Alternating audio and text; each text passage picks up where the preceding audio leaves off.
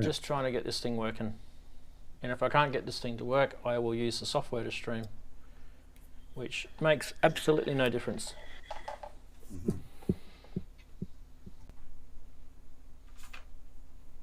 Stream from here.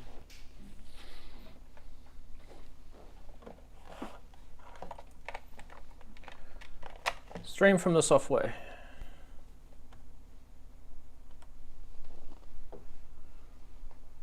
Okay. Darren, good to see you, mate. There we go. All right. Can you hear us? We can. Oh, okay, so John is saying that he's trying to join. And it's saying it's very laggy. Wonder why that is. Yeah, you're buffering on the stream for some reason. Yeah, it's constantly buffering. Yeah, and it's not my internet either. It's my internet from the ATEM again.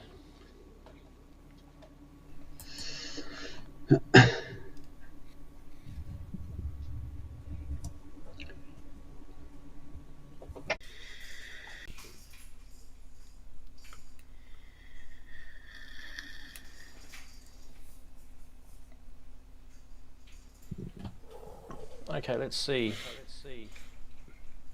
Current frame rate is too high. Oh, come on.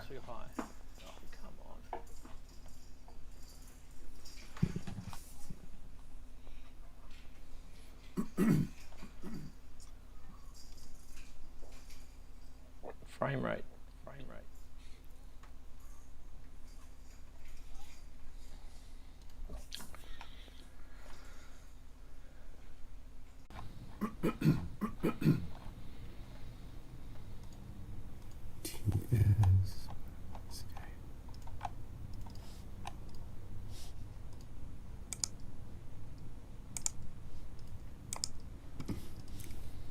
Chances are you probably don't hear me now? No audio?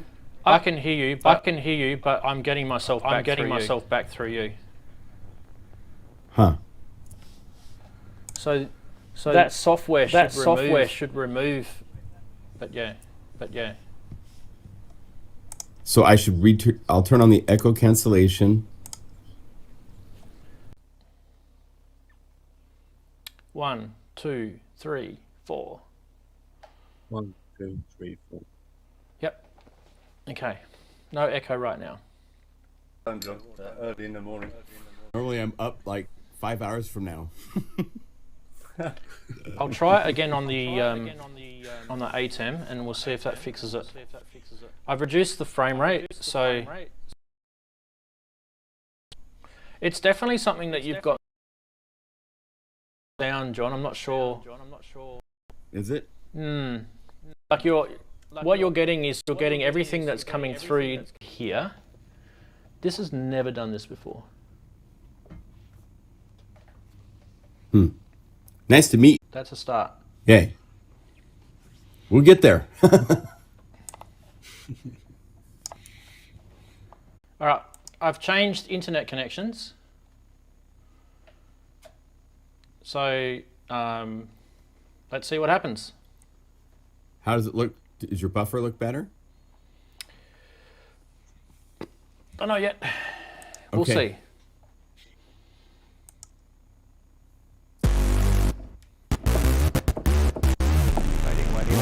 Waiting.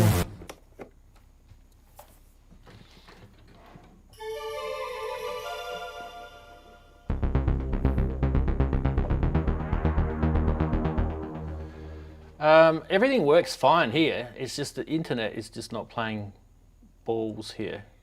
And I'm thinking about maybe just completely ending the stream and just restarting the stream. Because it says it's streaming. Let's refresh. It seems to be working here on YouTube. It seems to be streaming. Okay, so it looks like we've got a stream. Hello. Okay, so luckily for you guys and luckily for me as well, we have a second internet connection here. and it's a smaller internet connection. So cross our fingers, and let's hope that we can get the show to work on that. What I might do is, because we've got 2 callers in already, that might pretty much jam up the connection. So I might just see if we can just hold off with Dean and Darren. I know you guys are watching. Can just hold off with you guys just for a little bit until we can get the stream behaving. Yeah, sorry guys, I don't know what it is. It's obviously an ISP problem. So, I mean, I try everything I can try at this end. I'm using hardware streamers and software streamers. At the moment, we're using a software streamer as a backup, change the internet connection over to a different network. Literally currently using the old internet connection that I used to use many streams ago, and this will do for now. But yeah, okay, so we're about 16 minutes late on the show. So let's all grab our brains. What I'll do is I'll start the show properly and we'll introduce all the guests and everything. Apologies for the slow start, but we'll start off with this. Let's go with this and this.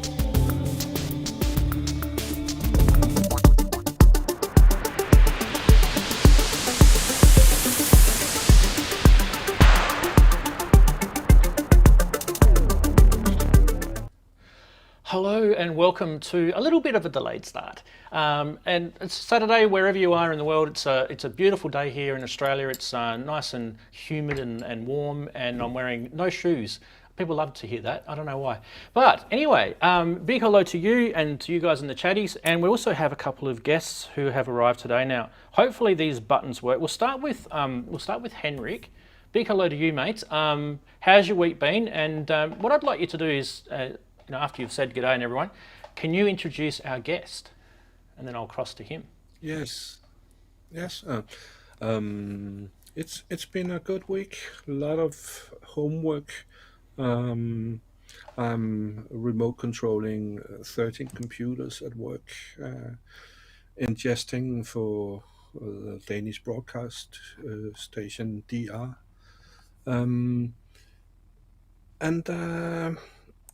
In my spare time, I do patches, and I do it with someone we called ESC, European Sound Collective. And then we started with watching a lot of live streams, and it was at Plugin Guru. There we learned to use and program Omnisphere and other plugins. And John, who runs Plugin Guru, is on today. Hello. How are you doing? Nice to meet you.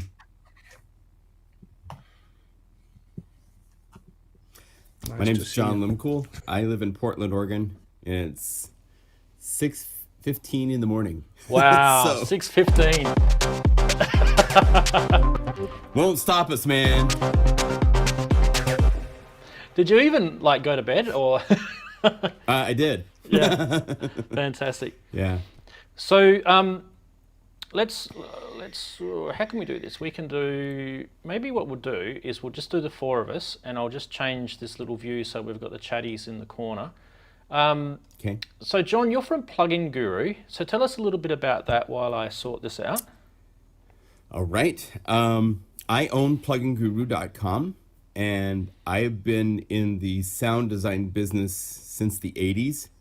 I worked at a music store in Seattle, Washington, and the rep for Korg would come in all the time with new sounds and make sure that we were not running through guitar amplifiers and stuff like that. And the M1 came out and started to sell like crazy. I sold like 30 in a month. And he came in one time going, look, I cover the whole West Coast and I can't do it by myself. There's just too many places that need me to be there. So would you be interested in working for Korg? I'm like, hell yeah. So I took a red-eye flight to New York, did an audition, and started my career with Korg, moved to Los Angeles. I lived there for 18 years. In 2004, I moved to Portland, Oregon. In 2009, I started pluginguru.com, so I've been doing this for 11 years. There's 80 libraries or so at my website. Last year we actually released our own software, so I have a plugin called Unify that is messing things up for a lot of people in a good way. It's really, really cool. And yeah, so here I am. Yeah, it's actually really, really cool to have you. Okay. Thank you. Let's go to this now, John. What we do is, I don't know, you've probably seen the show or not. It's a pretty quiet show, so not everyone has. We have a couple of regular segments that we do each week. We try to sort of break the ice with a bit of humour first, and we call it Funny Side.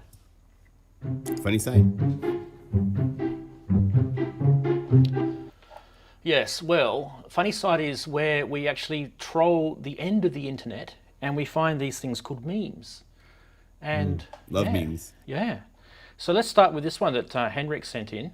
If car enthusiasts, we are like synths enthusiasts. If car enthusiasts were like synth enthusiasts. The Ford Pinto. One of the greatest cars in history. Mario Andretti used to actually own one of these, often used to pick up his groceries. And then he goes on to say, what's so great about it? Wasn't the Pinto a kind of bland economy car that had a fair amount of functional issues? Haha. Not much of a car enthusiast, are you? No, I guess not. Why was there something so really special about the Pinto that I don't know about? Did it have some great feature or something? No, I already told you. Mario Andretti used to use it. So it goes on like this, right? And then there's another car, and he goes, the Geo Metro, one of the greatest cars in history. Dale Earnhardt used to store his old magazines and newspaper clippings in one of these. So I would so much pay to have one of these. So it's kind of a piss take on what people do with synths, you know, because we all know that some synths are pretty crap, right?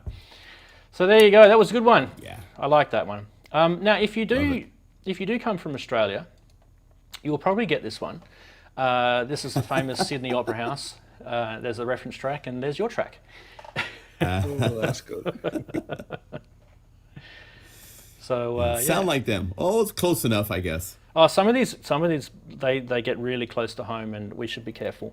Like this one. Look, a shooting star. I want my plugins to work on Catalina. Let's say Big Sur now. I want my plugins to work on Big Sur. And notice the shooting star doing a U-turn. There's a tear rolling down his cheek. Oh, I love that one. Forget about it. That's good. That's a good one. And what else we got? We have got this one where, according to NASA scientists, you could fit over 1 trillion Korg volters into Uranus. So there's a bit of an ongoing joke about this. A lot of people will get this. Some people may think, what? Why are people putting volters in their butts? Well, I don't know, but apparently it's funny. Anyway, just a quick reaction from you gents. Do we have a favourite this week? Henrik, what do you think? Yeah. I loved the one with the Australian one with the concert house. The dishes. Yeah. Yeah. That could be what happens if you do decide to get yourself into a career in music. You might actually have to wash dishes to support that career. It might be a bit of a... At the moment, yes, that's very true. I mean, obviously we're not playing live. Okay, now let's get a quick hello from the chatties. Let's quickly jump into there. They've been really patient. Thanks so much for the chatties for... Oh, and we are buffering, are we again? Please not buffering. Dearie me. Anyway, we'll just see if we can keep plugging along. It looks like we're buffering. I don't know if you guys can see that or not, or if it's just my end. Huh. It looks like it works here. Okay, good. It's just my end. Cool. Beautiful. All right. Hello to all the chatties. Now, what I like to do each week is I like to say hello to everyone that's here. And I probably won't be able to do that because it's been scrolling for ages. But let's just do a quick one. Let's do big hello to Andrew Brooks. Sorry, Andrew, for not being able to squeeze you into the show this week, but love to have you back next week. Darren's there. Darren will get you connected in a sec. Future World Machines, Inky the Cat. Hello, Lisa. Inverted Popes, JP Page 2, Martin Taylor, Mega Mark's there. Mike, Hydro Pneumatic, that's a good one. Native VS is there. Rocky Mountain Sounds, Sasquatch, Sensian. Yeah, that's Jason. He actually has a couple Omnisphere libraries for sale on Plugin Guru. Oh, cool. Big hello to you. Sergio is from down in the southern part of America, from Argentina, and Magoo. And there's plenty more. If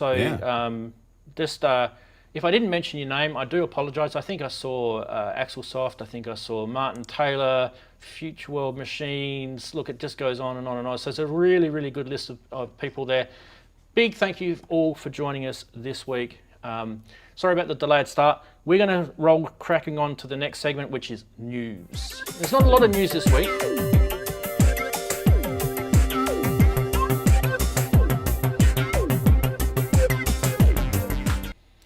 Right, beautiful, beautiful, beautiful. News, news, news. Okay, let's start off with this one. Yes, Tom Oberheim has re-released the TVS Pro Special, although I think it was actually released in 2016, if I remember rightly, according to his website anyway. In fact, let's go and have a little bit of a peeky over on his website. I think that's this button here.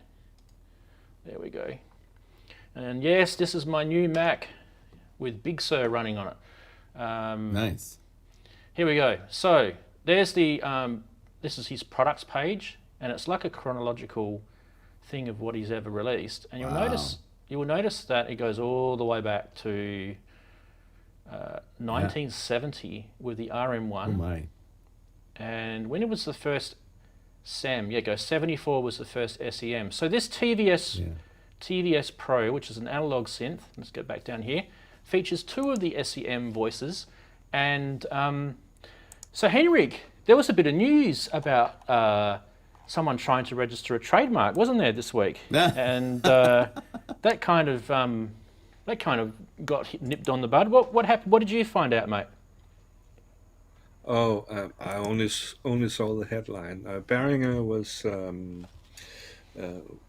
was not allowed to register in the United States. The Oberheim name, the Behringer. Wow. So they basically said, DCM, do not come Monday. Fantastic. Well, who's going to get themselves... Said Tom Oberheim's still alive? Yeah, Tom's still you cooking. Can't take over his representation because you're not him. So Tom, do you reckon, John, Tom might be a time traveller?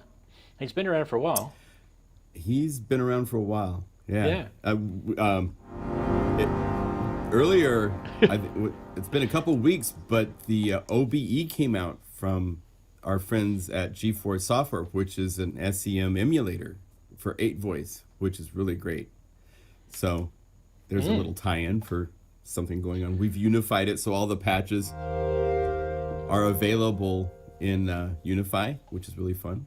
So that's the new one from Dave Spears and Chris. That's awesome. Yes. We checked a little bit of that out last week.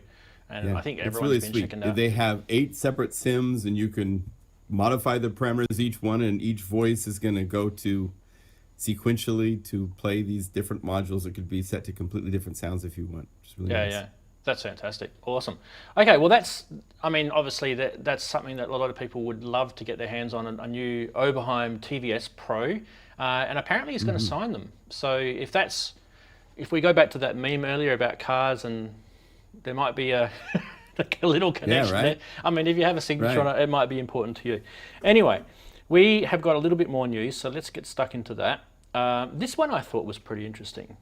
So whoever's a Roland Cloud fanboy may be jumping up and down right now because finally they have released the JD800, which is probably everybody's loved digital synth that Roland ever made, because it wasn't a menu diving nightmare. It actually had sliders and knobs and stuff on it. It was actually a pleasure, that synth.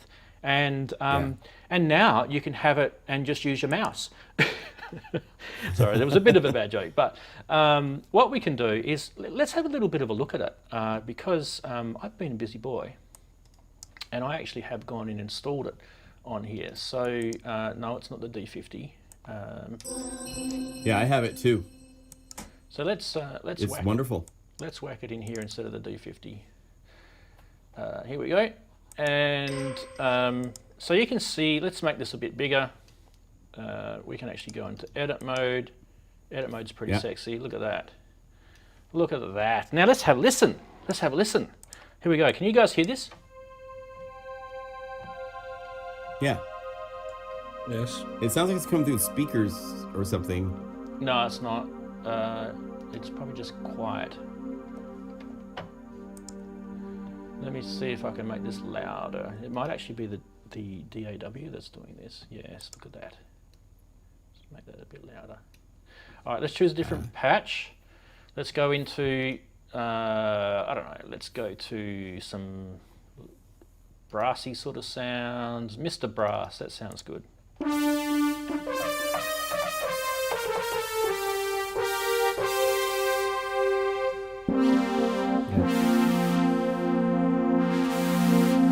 And yes, just in case you're wondering, this is running on OS Big Sur. Yes, it is, and it's also a Silicon Mac as well.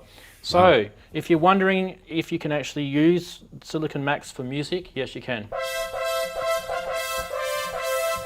Anyway, the only thing I would probably say about this, I've only had a little play with it, like an hour or so this afternoon, is it's missing a bit more editing features. This is all the editing you get, and I've got the Pro version, as you can see, of Xenology.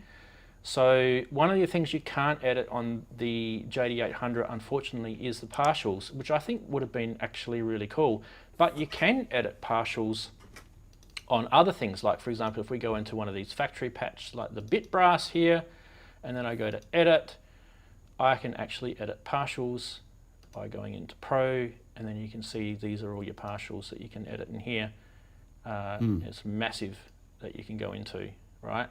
So don't know why they didn't do that, and I don't know if it's me not finding it, but I'm pretty sure. Let's go back to our Mr. It might Brass. need an update. Might be something they add. Yeah, I can't see it there. Doesn't show it. But I mean, obviously you can muck around with LFOs and modulation and effects and all that sort of stuff. It's pretty cool.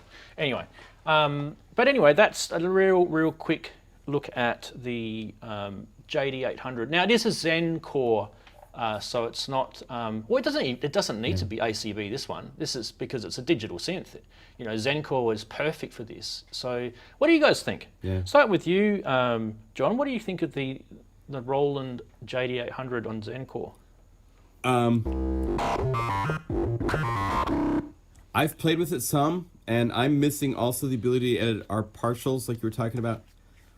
The one thing I'm just curious about, they're really trying to push this Xenology. And I think a lot of people would prefer to see this as an option in the menu to call up a JD800. Instead, you have to call it Xenology, and then go menu diving to find the JD800. And just on a marketing level, you know, I guess Xenology is more important to them than the JD800, but I don't totally agree with that. Yeah. But yeah, I don't see, you see the layout for the, you know, the voicing envelopes and the shaping and stuff, but you don't get access to each of the four oscillators and things of that nature. You just more global controls right now, so I would think maybe they have an update at some point to bring out. Yeah, I think Axelsoft mentioned in the demo video it shows editing of partials, so maybe there is an update on its way, and we just haven't got it yet. Now, I definitely have checked the Roland Cloud Manager, and there's nothing showing in mine, so... yeah. Well, you know what's interesting? It says, if you look at the interface, on the right, by utility, it says partial 1. Yeah. So somehow there's a way to change between the 4 different partials. But you're clicking on it and nothing happens. Yeah. It's like it's it's like it's unfinished, isn't it? I mean, I'll just show the that's what guys. it felt like. I'll just show the guys what we're looking at, so you can see just here where the mouse is. Yeah, click utility right there, and that button has options to copy the 4 partials and paste. Yeah. But you can't select between them. Yeah. So There's no other GUI for it. Yeah. And like I showed before with the standard Zencore, well, the Zencore Pro, you get all of that. So if we go back to here, you know, you get all of that extra, that cool. Right, for the other models that they have. And it's massive too. You can see, you know, these are all your partials here. So yeah, in columns. Yeah, I bet it's something they'll do in an update. Yeah, I do too. Yep. Cool. All right. Well, it's basically free at the moment. So if you do have the Zencore, whether it's the Core or the Pro or the Ultimate or whatever it is that you're in, it's free. So you don't have to pay any extra. So yeah, I've got myself back into Roland Cloud again, and because they owe me a couple of life licenses, so I've got myself a D50 and a Juno, because I just feel that they did a good job of those two synths. They sound really nice. I mean, I've got a D550 here, and it sounds exactly the same in the mix. You know, obviously you'll cleaner, probably subtle differences with the DAs and stuff like that. We're not going to get there. Right. So in the mix, it sounds the same. All right. Now, other than that, we actually do have a little bit more news, and that is we do have an update about this copyright filter sweep kind of YouTube crap that's going on at the moment that everyone's getting peeved about. And you'll notice here, this is a graphic of one of my videos that got copyright flagged. And you'll see there that it says dispute expires today. Now, I took a screenshot of that this morning, but it now has completely disappeared. No message, no sorry, no bunch of flowers at the front door, chocolates or anything like that. Just basically everything's back to normal again. And thanks for stuffing me around for 30 days and leaving my money in escrow. The total of 45 cents that I would have earned. But anyway, the whole point of this is I think we are all starting to get annoyed with how it's basically, we're just the Muppets and we have to take it up the proverbial whilst they decide what they're going to do with our copyright. But let me have a little look at this thing that I've just started on the interwebs. And if you're big behind this, I don't know. It's up to you, but I reckon you should probably have a bit of a look at this. Now I'm gonna paste a link in the chat. You guys in the chat will get a copy of this link right now, if I can do it. Try everything in this show, links and pasting and gosh. Okay, it's pretty easy. Run change.org/filter sweep. That's an easy one to remember, and it will take you to here. Rands is counting on you. Yeah, that's me. But basically, it's just a silly petition, and let's just close that for a sec. I just wrote a bit of crap here about what it's about. Basically, original video makers don't get an instant right of reply or rebuttal. Instead, we have a protracted 30-day affair where both parties submit their rebuttals. In that 30 days, the video performance is hindered by way of differing severity dependent upon the copyright claim. In some cases, it's blocked, demonetized, and even standard video algorithm of the performance is hindered. Now, that's the big one. So basically, in the first 30 days of your video that's going out, the actual algorithm does a whole bunch of magic, right? The algorithm it points it out to the world, it shows it to people in the browser features, in the YouTube feeds and all that. And if your video is sitting there in some sort of copyright claim state, it misses out on a lot of that stuff. It depends on some cases it might be okay, but in most cases it won't. And in many cases, it says here, it results in times out after a 30-day period. Now I can say this with experience because I've had 3 copyright claims come through in the last 2 or 3 months, and all of them have timed out and they've just disappeared off of mine. Obviously, I've had no severe reaction or anything like that from that, no strikes, it's just claims, but still, there's been 30 odd days where the videos have not behaved. So anyway, if you guys feel the love and the need and all that sort of stuff, please go check that out and sign the petition. I think we've only got 54 signatures, so it's a bit petty right now. But, there's plenty of you guys. Now, I make this not just for synth people, this is also for guitarists as well, because actually, the more I've been talking about this to people, I'm actually starting to find out that guitarists have exactly the same problem. They are demonstrating how to use technically a guitar, an instrument on the internet, and they're getting copyright claims. And they're not doing riffs from Guns N' Roses or anything like that. They're just literally just showing mechanical use of the physical instrument, and that's kind of a problem. The algorithm's broken, people, so we need to fix it. I think it's still news, and I think it needs to carry on. Hope you guys can jump behind the cause. Links in the description. What do you guys think? Just a quick reaction from John. First time you've probably heard of this. Well, I follow Rick Beato. Yes, yep. If you were paying someone for a college course and they were teaching and showing musical examples, he would be paid. But because it's on YouTube, no, you don't get to be paid. And if anything, he helps bring exposure to all these artists that a lot of people wouldn't know about. Yep. And that's one type of copyright. This is a whole different level where it's just like devious almost. That you can't show your own technique and performance and somebody thinks they have a right to that. I mean, back in the day, we used to joke at Korg when I worked with Korg and would go to Japan. Oh, we can't use Tom for this drum sound because Yamaha owns the copyright on the name. And we would laugh about it. And, you know, it's actually true. I believe Yamaha does own a lot of copyrights on names for instruments and so forth, right? But they don't enforce them. This is like a devious version of that, to have YouTube like controlling what you can do. Not cool. Yeah, it isn't. It isn't. Well said. Anyway, Henrik, I know you kind of feel big about this because your countries have just gone through similar things where they've been repressed by YouTube, and that. Yeah, how do you feel about this now? I don't know.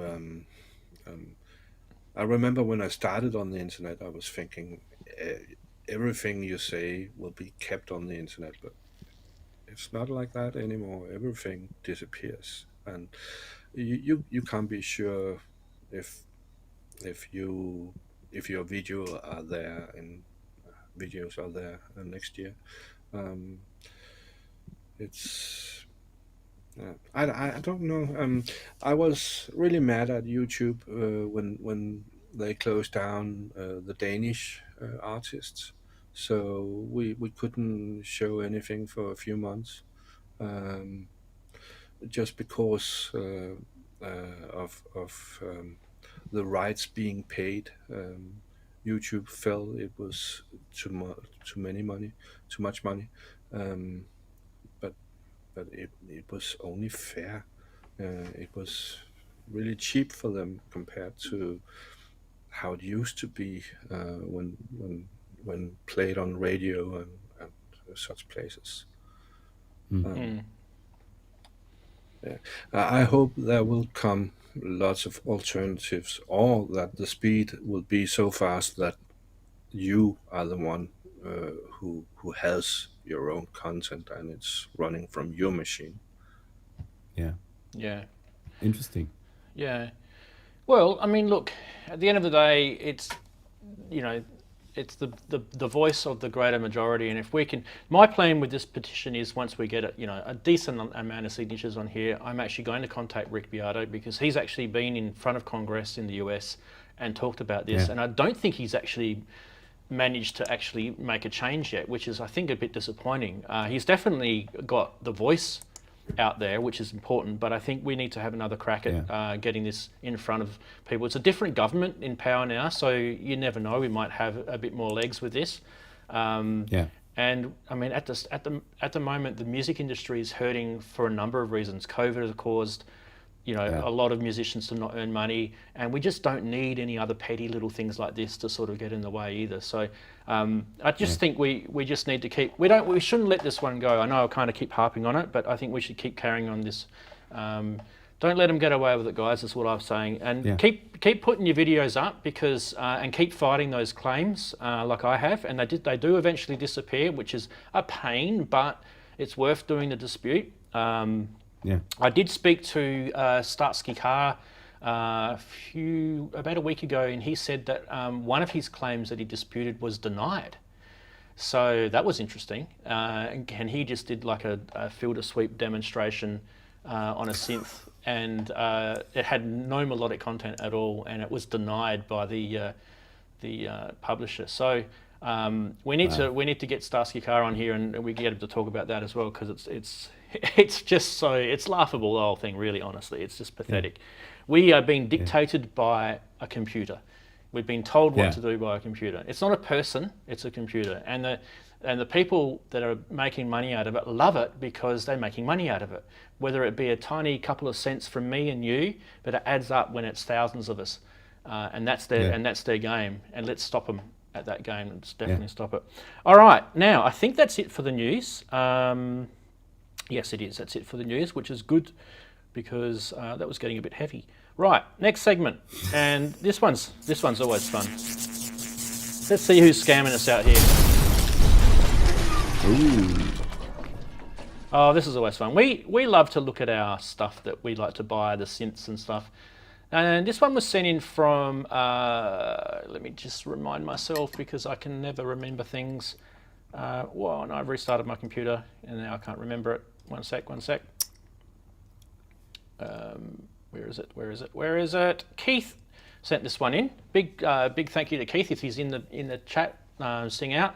I don't know if you guys remember I think it was in the 70s or maybe it was at the 80s. You used to be able to get these Maplin synths in the UK, and I think they came as kits. Correct me if I'm wrong in the chat, guys, because I actually didn't live in the UK in the 70s. But Me neither. yeah, I lived in Australia in the 70s, but I have lived in the UK for a little bit. Anyway, this seems to be a little bit pricey. £2,000 for a pretty battered and a kit sort of. Look, someone might pay it. I'm not saying, it's a bit like the cars that we were talking about before. Hey, Henrik, someone might pay it, right? And that's cool if that's you, if you're sort of after this. But the whole thing about this is I think people are just really having a lend. It says something about the guy is a synth nut, so he's really trying to sell it. Anyway, Keith loved this one, so we'll put that one. He actually sent me another one in too as well, which I thought was awesome. Ooh. So Gen Electronica SX1000 rare Italian vintage analog synthesizer monosynth. Now, Gen, I think, was that kind of like the same company that kind of was Elka, and there was a whole, there's another one. They were all kind of grouped together, weren't they, in Italy at one stage? So. Yeah. And they were all kind of trying to make things on the cheap. Now, I don't know if you guys have actually ever played with one of these. They're not as rare as this guy's making it out to be. Plus, it's the keys. It was a bit of a bad image on this one. I haven't got a copy of the listing, but the keys are actually all chipped. You can probably just see it there. And £1,000, probably not scam territory, but definitely something. Definitely something up with this listing, that's for sure. He has discounted it though. I mean, that's good news if you're actually thinking, well, I'd actually spend 25% off something used. I love it. Yeah, it's amazing. So, enjoy that one. Now, there was a few more that came out. I was just playing around on Reverb on my phone, and I found a Hammond C3 organ. And this is from Rick. He's... It's just if you didn't know who Rick Wakeman was, get off this show right now because it's disgusting. Right? But it tells you that he was from Yes. Anyway, this is a Hammond C3, and if you want to buy it, it's about half of that is Australian dollars, so about 23 and a bit £1,000. We'll get you that one. You could buy yourself about 50 Pintos with that. Yeah.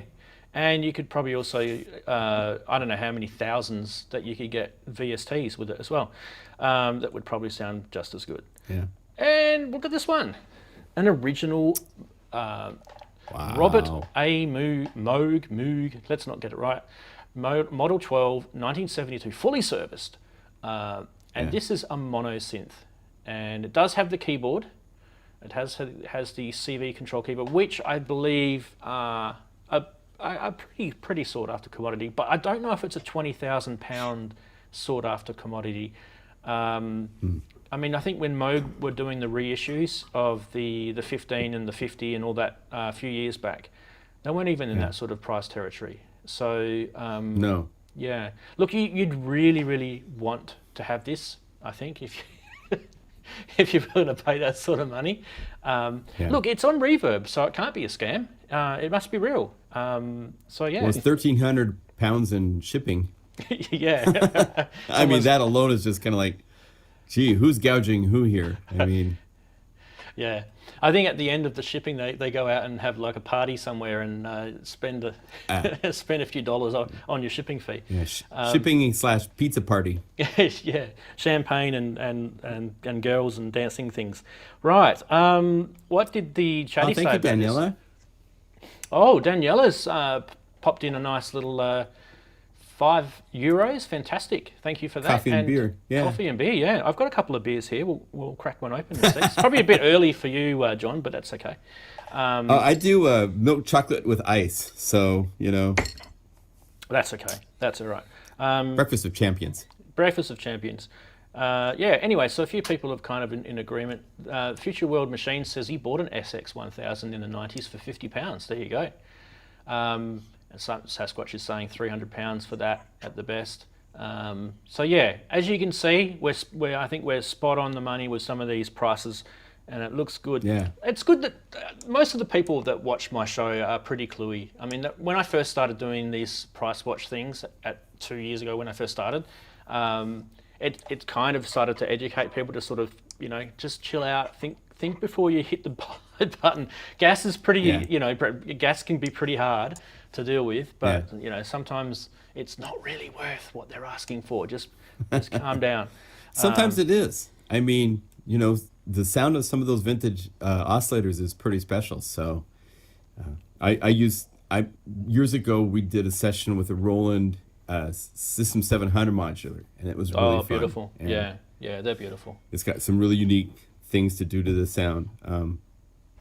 So for maybe someone, it's worth it. I mean, that's kind of like looking at like one of the early rockets that went to the moon or something like that, right? So there's some value to that, I think.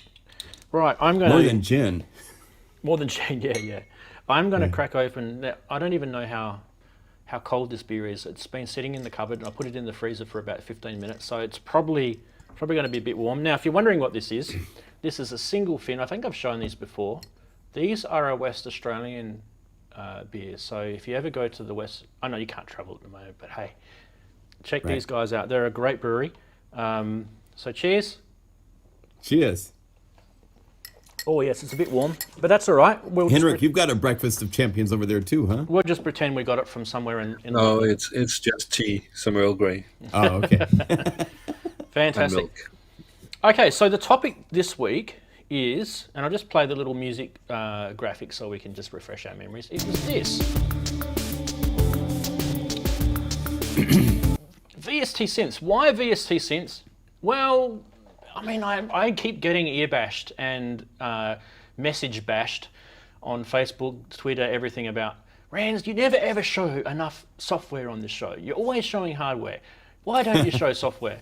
And I'm like, well, because I work in the IT. I work in the IT industry, and software is like a bit like that for me. But look, hey. Let's not be stupid about it. Software is important, and whoever's been bashing me about that, they're absolutely correct. We do need to give it some love on the show, and I will promise that we'll do some more. And what perfect timing have we got John here, who is a plugin guy. He's a developer as well.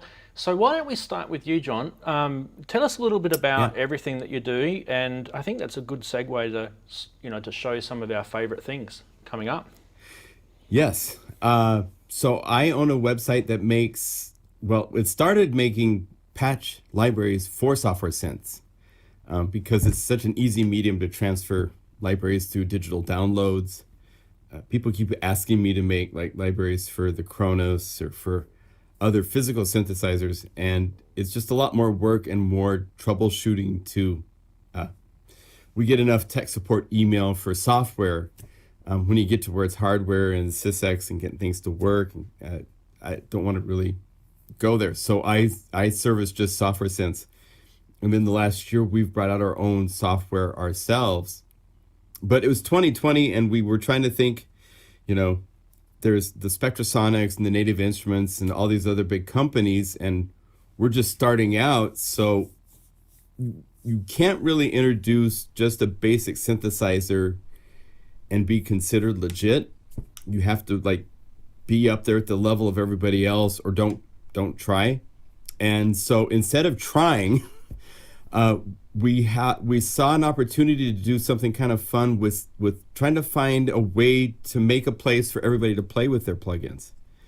And so we created Unify, which lets you load all of your MIDI effects, all your instruments, all your audio effects, and integrate them in some really cool creative ways to make new sounds and to play with your plugins, because so many people own a folder that's got 500 different plugins and they only use 2 or 3 actually all the time, and the others just kind of sit there in the folder, don't go anywhere. So with Unify, it's really easy to load up a patch. we've developed a system where you can save a patch with any plugin and then actually load any patch into your existing patch. So with that concept, you can take one sound and in just a matter of like no time at all have 6 or 7 different patches from completely different synthesizers loaded and playing to make a new sound. So for a creative sound design environment, it's really, really been fun for a lot of people. And we keep developing it and developing and finding new ways. We've developed our own MIDI effects, things that can be done to, you know, our motto is with Unify is we make plugins better. And like Spitfire Audio brought out the BBC Symphony Orchestra plugin, which is this wonderful string orchestra and brass and woodwinds, but it's just one instrument at a time. And with Unify, you can load up all 5 instruments of the strings and play them across the keyboard in real time. So, and then save that as a patch that you can just quickly load whenever you need it in whatever song project you're working on. So we're opening up some fun doors with software by finding ways to do more with what you have already, because we all have so many plugins, we need places to play with them. So that's why we're here. Fantastic. Well, I think it's this button. This is your website. So you were Yes. just talking about Unify, and Unify. just thought I'd show the guys. Thank you. Currently version 1.3.2 and on sale at the moment for $79. Always on sale. The thing is that people, you know, our retail is $79. We could sell it at a higher price and then put it on sale every now and then. So instead of that concept, we just have it. It's always $79. Yeah, and the good thing is you've got a free demo version if you want to check it out before you buy. There's Yes. an online manual. There's a couple of examples here, and yeah, we can go into all of Then that. if you sort of scroll stuff. down right in here, you start to see the all these unified libraries. Those are all the factory patches to all of those different plugins. So what's fun with those is you can load any of the factory patches from the DC 106 from Cherry Audio, with a patch from Pigments, with a patch from Dune 3 in seconds into the sound you're working on. And when we unify, we organize them by category. So all the synth patches are put together. All the BPM stuff is tagged that way so you can know that it's going to take off and do something of a tempo based, you know, so you can use the actual libraries in a creative, fast way. I think that's a lot of synths don't give you that simplicity. They make it like you just have this whole list of all these names and no clues as to what they will do. And when you're in a time crunch situation, you're trying to work on a song, the last thing you want is to call up something that you think is a keyboard sound and it ends up being a special effects sound. So it's better we categorize at the beginning of the name so we know that we've got BPM patches to work with, and then you can combine the BPM patches from everything. So Fantastic. And obviously you've got the plug-in side of stuff as well, which is under products. So these are all the. We're going to updo this website. It's gotten so sprawling at this point. So it looks good to me. You've got some nice graphics and a nice big fat buttons to buy. So yeah, there's quite a lot. There's quite a lot in here. 80 libraries. what's kind of falling off the shelf big time at the moment in here?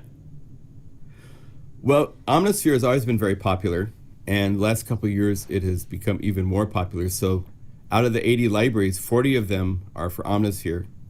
And I think I've pushed Omnisphere farther than anybody else. I have libraries that have drum samples with the arpeggiator playing the drum samples to make a drum groove that you trigger with one key for starting like 6 patches inside of an Omnisphere multi. And there's a BPM bass and a BPM synth part you can play with across the whole keyboard. So there's a lot you can do in Omnisphere. And so I've really kind of pushed at some of the sample libraries like Mega Magic guitars, Mega Magic pads are using multiple patches to play different samples across the keyboard, because the Omnisphere is like, no, we're not a sampler. Nope. Yeah. So you just have access to one sample in one patch, but you can map each patch to a different range of the keyboard. So taking that to a certain point, but I'm kind of like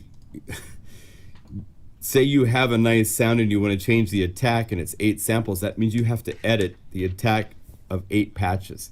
And so I kind of moved to my own software at this point where I can load all the samples and just change one attack parameter and it changes all the samples at once. And so we're doing a lot of things now where we're bringing our catalog into Unify. So the list keeps growing, both of unified libraries, which is, to be honest, those are created by my customers.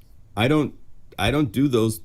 We have a really active group of people on our forums at forums.plugandguru.com, and they have created software using the memory record keystroke type of software to load each patch, grab the information of that patch, and actually save it, go to the next patch, load it, copy all the data, paste it into the unified tags and categories and save it. And they've automated this to where I'm getting thousands of patches a week. And it's just been like, but it's pretty cool. There's 23 different libraries now unified, and quite a few of the Plugin Guru libraries have been saved out with unified patches. If you add it all up, right now Unify is accessing over 17,000 patches. So, and it's still growing. I have Avenger, I've got quite a few other synthesizers that I have the data for. We're just, it's kind of like if you used to go to a CD shop. If you bought one CD, you'd really get into it. And if you bought 6 CDs, you'd get into one CD and then you'd forget about the other 5.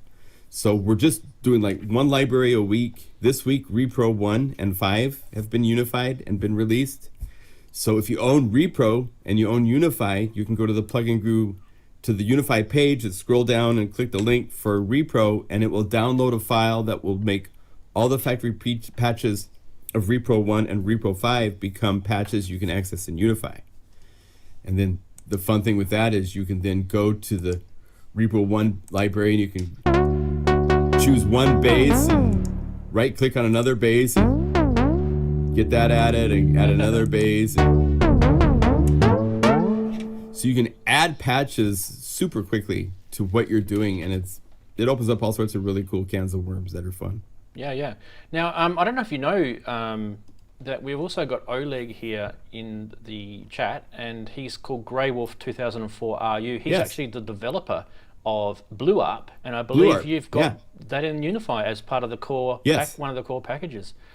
Yes, that's one of our his comment should have showed, but it I don't know what's going on. Actually, yes, I do. I know why it didn't work, because refresh. And I just wanted to show you the comment because I'm currently a beta tester of the Blue Up hardware that he's released. So big fan of the Blue Up. It's great. So yeah. Awesome. Well, thank you, Oleg. Yeah, he's awesome. So that's actually really cool. I actually haven't. I haven't used Unify, so I need to check that out. We'll have to take care of that. Yeah. Well, one of the things is many years ago, I used to look at the MIDI Quest Essentials thing, and it had a kind of patch management thing similar to what you were saying, but I never ever. It was just really difficult to use, and I just went no. It's too much clunking around. Yeah. I mean, I could use it, but it was just too much stuffing around to get it set up, and then the moment that you reinstall a computer, you don't want to be going and setting stuff like that up again. So well, it's different than like Galaxy or the other synth patch editing things, because the content and the plugin and all that is inside of the actual software version of the plugin, so it's there and stable and all that kind of stuff. It's really fun. We have access to all these tools, and there are some capabilities in certain DAWs to layer up to a certain point, but to make it to where you can layer a patch and then add another patch and add another patch, it's really groundbreaking. And it's one of these features that Unify didn't come with. It came over the last year of development. Airwave was the first to go, hey, I made this really cool thing for the Serum library he was doing of techno patches. I want to load this. So he was the first one that actually we got these patches, and inside on a layer it said Unify. And you open it up and inside would be like 6 different patches. And we're like, that's cool. Yeah. And now we have it to where it's seamless, where you can start with one sound and you can load other sounds, and it will load them seamlessly without any audio glitching. So you can be building up your sound as you're working. It's a different way of doing things. It's very fun. Fantastic. Now, whilst we were mucking around with everything, Dean has managed to be able to come back on and reconnect. Now, he was waiting patiently for me to tell him that it was okay to come back on. Darren's disappeared out of the chat room, so I can't ask him. But if he is watching, Darren, can you come back in as well? I think we have sorted out all the gremlins. Dean, I thought I'd just quickly cross to you and say big hello to you. Say hello to everyone, and also plug that new website of yours that you've just been telling me about. Definitely do that. Let's just pop that up there again. Thanks a lot. Thanks, Rance. Yeah, hi everyone. It's great to be back in here. It's been really looking forward to the show and seeing Skippy on here today. I mean, Unify, just want to jump in straight away on that. I love it. And I've had that program. Thank you. Now, and it's just so great work. It's such forward thinking. It makes just such a breeze putting songs together as well. How quick you can put a basic idea together with the patches and all the drum BPM stuff and everything like that. And you know, the quality of the sounds, you know, for me, they're like nearly finished. So, you know, Awesome. I really want to thank you personally on that, Skippy. Oh, my pleasure. Thank you. Yeah, well, as in we've got a new website now for the studio, fatpotato.uk, and it's got the links there for emails. It's just started up at the moment, so we're building content on there, and it's with me and my friend Steve Bruce, who he's a studio engineer and, you know, a teaching session drummer and things like that, and he's blind, and it's amazing working with him. You know, he helped me set this studio up, and so, you know, that's also one Skippy, if there will be any like kind of blind accessibility for, you know. Yeah, that's a question that we've been asked, and to be honest, we don't have a lot of research in how to do that and how to assist people that are visually impaired. So we'll probably need to have a consultant come in and work with us. We're dealing with lots of layers and lots of challenging things. So I'm not sure how to make, we don't know what to do, to be honest. So we have to integrate that in at some point, because we have had a number of people ask for visual assistance, but we need to educate ourselves to what that means at the same time. And it's just myself and a gentleman named Shane Dunn in Canada that writes the code. There's just 2 of us. We don't have a whole, you know, sound department somewhere that's doing all the software coding, and we can put 6 of them onto this project. It's just one person. And so we just got done with the AAX version for the next update that we're bringing out in a week or so. Just step at a time. We have to really prioritize what we want to work on, because there's just one person working on what is Unify. So, but yeah, it's something to look at for the future for sure. Yeah, well, we have a couple of questions from the chatties. Now, the first one that came up, Daniela's just put another super chat in for €2. Someone here that is able for Manel Balkan music is the question that she's popped up there. So someone here that is able for Manel, I don't know how you pronounce, am I pronouncing that right? Manel, M-A-N-E-L-E / Balkan music. Is that kind of like, maybe, is there something in your plugins that kind of fits that sort of genre, maybe, John? I think that's what she's asking. Yeah, I'm not exactly sure what she's referring to. Okay. Yep.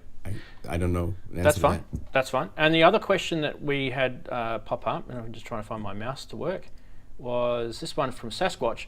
Why is Unify using VST 2s? Is a good question from Sasquatch. Yeah.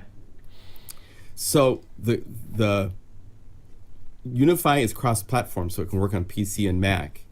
And there's basically 3 formats that are universal in audio units: VST2, VST3. Audio units are Mac only. So if somebody loads, Unify is a plugin. And so if I'm, like right now, I'm working in Logic Pro. And so the audio unit version of Unify is loaded. But if you look at my list, it's all VST plugins that Unify itself is talking to. And the reason for that is because I can make a patch, or somebody else using VST2 plugins can make a patch and send it to someone else. And they can load the patch whether on a PC or a Mac if they're using the VST2 version. VST3 is pretty compatible, but that actually has had some revisions done to it, so there are some cases where it's not as compatible. With older versions of VST3, they're better now, but not everything comes out with a VST3 version. So VST2 is the standard that it just makes it so I don't have to do any conversion work to get a patch that's saved for the PC to work on the Mac. And so the plugin that you actually load into your dock can be whatever you want it to be. The AAX version in Pro Tools lets you load VST2, VST3, and audio unit plugins into Pro Tools. So it's mainly just a matter of compatibility with all the different platforms. If it's everything that we do, we try to save as a VST first if there's a VST plugin available, because that way it's just going to work with everybody else. Fantastic. Now, Daniela, has just kind of tweaked her comment. She's saying it's to do with where was it? Was it Gypsy, traditional Gypsy sort Django of Reinhardt. Romanian Gypsy. There we go. Romanian Yes. Gypsy. So yeah, maybe have a think about this. Is there any kind of ethnic type Romanian Gypsy sort of instruments, or Oh, she's looking for players that might play those styles of music. Yeah. So if somebody's there, contact Daniela. Yeah. Also, I mean, obviously the Native Instruments contact is a good platform for those sort of specialist. I'm not saying the Native Instruments, Ultimate and all that sort of stuff. There's probably a limit to how much that has got, but the contact library itself is open for development for people to bring that sort of stuff into. So do check that out. It's another option. Now, just while you guys were chatting about VSTs and stuff, I just thought I had a bit of a squiz at a squiz is an Australian term. It means have a bit of a look at the Fat Potato Studio website. There you go. Is Look at that. Look at that. It's pretty groovy, isn't it? And but I'm looking for a potato though.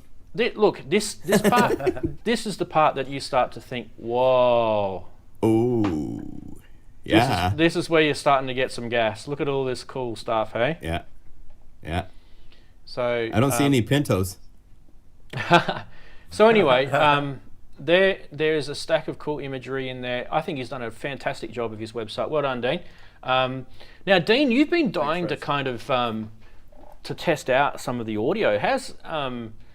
I think we've been dying to hear some of it too. So how's that Moog sounding? Is that still plugged in front of you? Yeah, we can get onto that. Let's just get on the right track down here. Find me little mouse again, and hopefully we're okay.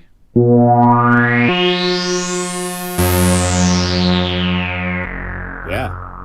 Lovely deep end. Yeah. Go over to the machine. The lovely filter.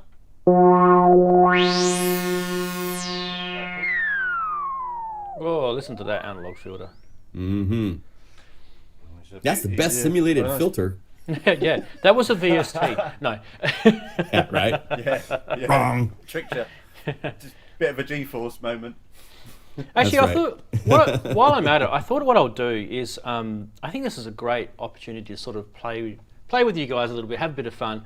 I've got a track that I made a while ago, and it's on my previous album, and it's got a couple of analog synths in there, and it's also got a couple of digital synths in there, but they're hardware synths. Now, what I want to do is I wanted to kind of see if you guys could recognize which one was which. And I'm not going to show you the screen, but we're just going to play the audio, right? And then I'll mute certain things, and I'll, anyway, let's have a little listen. So we'll start off with this bit. Here we go.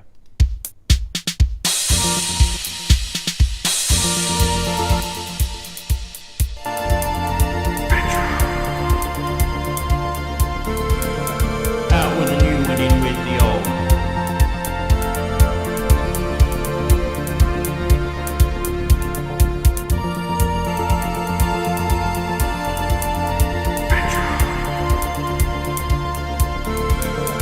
Out with the new and in with the old.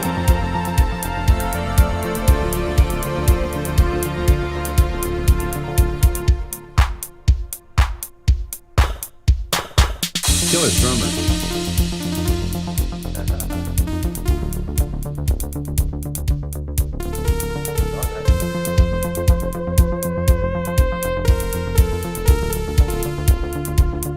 Right, I'm going to pause it there. I'm going to pause it there. So I'll give you some hints. There was a D50 in there, and there was a Juno 106 in there, and it was an original Juno 106, and it was an original D50. But I wanted to see if you guys could recognise whether it was the VST D50 or the actual real D50 playing. I mean, this is kind of where we kind of get a bit of fun, having a bit of fun with software synths and stuff like that, right? So what I thought I'd do is I'll just replay that segment again with the D50. Now, it was using a very, very standard patch that D50s have. So that little sort of stringy sounding patch was called stereo polysynth, and it kind of sounds like this.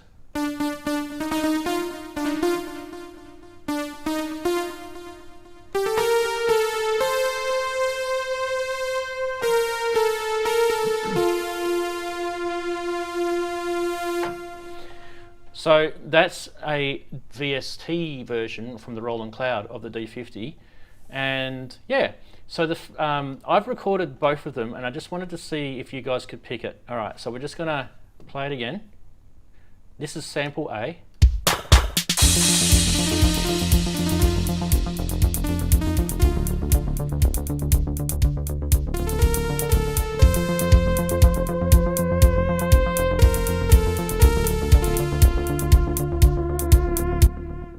All right, sample A, sample B, here we go.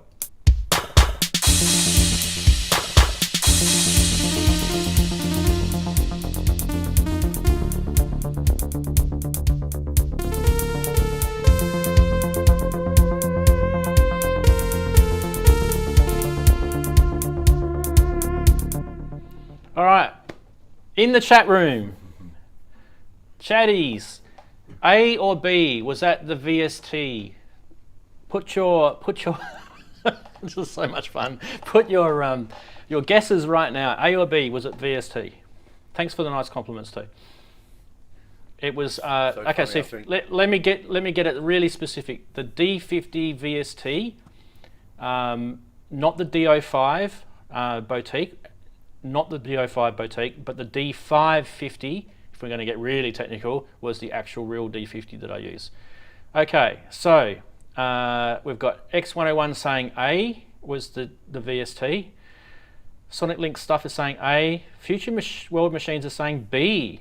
Tom Lowell is saying A. Ado Z is saying both. Your name here is saying ABBA. Yeah, we don't have any Dancing Queen happening right now. But yeah, keep them coming in, and I'll let you know in a sec. We'll let that run for a few seconds, and we'll come back. Michael B is saying A. These are always good fun, aren't they, guys? So let me just cross over to Le Macintosh, and I'll just show you. There's the D50, and you can see me playing it live. So you can see that's what it sounds like. It's a standard patch that you can see in all Roland D50s. I went to no trouble at all to play that little riff in my track. Right. So I just like the sound of it, because when you hold the note down, it has that kind of tail where it sort of goes. Yeah. It's one of the cool things about the D50 programming with the partials and that I love. All right, so and you could see obviously with the track names and everything, you saw D50. I think that said Coral. There is another patch that I use, which is called the OK Coral. OK Corral, which is a very OK this Corral, was yeah. this was actually done very deliberately. This actual track is called Retro, and I actually did it on purpose. I went and used some really, like, you would have recognised the Alesis, that sound that Depeche Mode used famously in one of their Violator album songs. I've deliberately put sound effects in that track because it was called Retro. That was the whole purpose of it. Okay, someone actually said C. So Inky's saying A. Okay, so the correct answer is the VST was B. There you go. Yeah. The VST was B. But I mean, It's too perfect. let's be honest, right? Let's be honest. There was it was really hard to tell. I mean, some people got it right and some people got it wrong, and I kind of think that's the point that we're trying to make here. So it is a digital synth at the end of the day. The only thing I think, if you had really, really good ears, and I really don't know if YouTube is going to pick up this sort of stuff because of all the compression, right?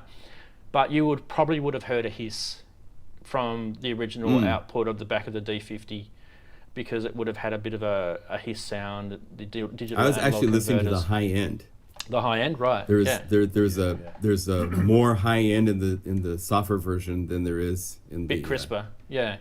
Yeah, it's Yeah. a little bit I was like gonna say, this little EQ added to it or something. Yeah, cool. Well, anyway, so it's good that you guys can actually hear that through the YouTube compression and algorithms, because I often can't tell. In fact, I was playing with the guys before we started streaming. I was playing a Behringer Eurorack module through the what did I call it? The module that I bought, the 106 chorus that I recently bought, and one of the guys thought it sounded like a Juno, and so there was nothing Juno technically at all about it. I just used a similar oscillator to what a Juno had, and I used the chorus, which is the Panasonic MN3009 Bucket Brigade delay chip, an actual real analog chorus sound, and that's why it got that beautiful Juno sound. So you can actually really get close to synths sounding like synths if you know how to do it. You just have to sort of do a bit of study, and you don't actually have to go and spend $2,000-3,000 US on a vintage Juno. You can actually get there. Now you tell me, Randy. The problem I've got is because I live in one of the most remote cities in the world, and for me to get something like that, it probably costs just as much as to get it shipped here than it does to actually buy it. So it's not worth it. Probably get damaged by the time it gets here anyway.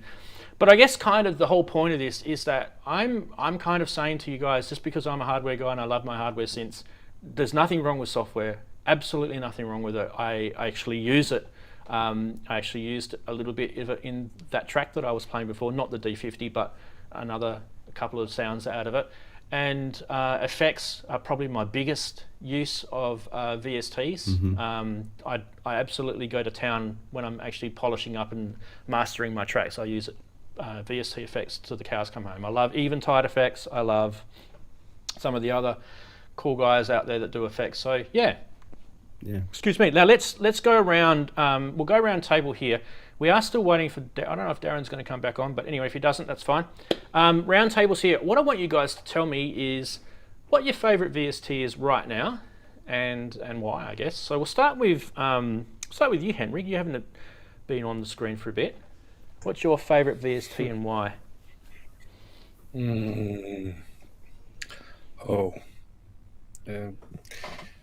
Are we talking instruments or sound processing? Anything you like. Okay. It's probably, it's very important. So it's probably Ozone, not the latest version, the one before. 7? 8, I think. 7. 8, yes. I don't like the latest. I'm not version. sure what they bring out versions every month. Yeah, to get and some it's money. only the design which is different, and then a little extra thing. But I use it on all the music I make, so that's the most important plugin for me. Okay. Of instruments, Omnisphere, and Yuhi's plugins, Hive, Oh yeah, um, yeah, that's a great one. and Repro 1 and 5 is good too. Um, and that's about it. And the last few years, I've bought more hardware than software. So I'm beginning to see through the commercials, that it's only the design which is better and better. It's not the sound. I already have the plugins which I need. Yeah, and just don't upgrade your computer. Yeah. I mean, that's half the problem, isn't it? Right? Dear. Some good answers there. Okay, so what about you, Dean? I know you're a real a hardware guy. I mean, let's face it. Look in the background there. But I'm sure you do use your computer a little bit. So your favourite VST? Yeah. Funny enough, well, can I include Unify? Because that would be my favourite go-to. Absolutely. Thing I use a lot. I mean, from before I was building this studio, all this used to be in a bedroom, and it was a nightmare to get into anything, to move cables. So I ended up spending a lot more time on my laptop, and it was like, coming out as last year, exactly when I got Unify, and it was such a godsend where I could just sit down at my breakfast bar, not have to worry about going into the jungle of cables and mess, and not taking this down. And yeah, so that's would be my most used soft, synth plug-in, what we want to call. One I'm really loving at the moment is Synth Master 1, I think it's called. Yeah. That's I've really enjoyed that as a plugin, and I do like to use a percentage of plugins because I think it's a real nice contrast when you've got like the soft, warm analog, and these soft synths can cut through. So I like to kind of have a 75%, 25%, something like 70-30. Just it has nice character across the board. So yeah, Great answers. Fantastic. Choices. John, I'm going to come to you in a sec because you're kind of going to have some really good ones to say, but I thought I would just bring the chatties into this. There's been a few. So we've had Goya said Equator, Sax Brothers, Addicted Drums, and Jamstick Creator. So he's had a few there. Serum's getting a lot of love. Tom Lyle said Serum. Sasquatch Spitfire, BBCSO, and Labs. We've got Vacuum Pro. We've got a couple of bits of love for Unify and Omnisphere. Yuhi, Zenology from Axelsoft. He loves his Zen core. And look, I agree with him. I think it's actually really, really good. Sergio is saying Yuhi as well. Softtube, Plug-in Alliance, Native Instruments, Cherry Audio, and Waves. Fantastic. Another good one that was mentioned, I think, is the TAL Uno LX, which is a great one. I would probably add the TAL Chorus to that because I think that one is pretty important.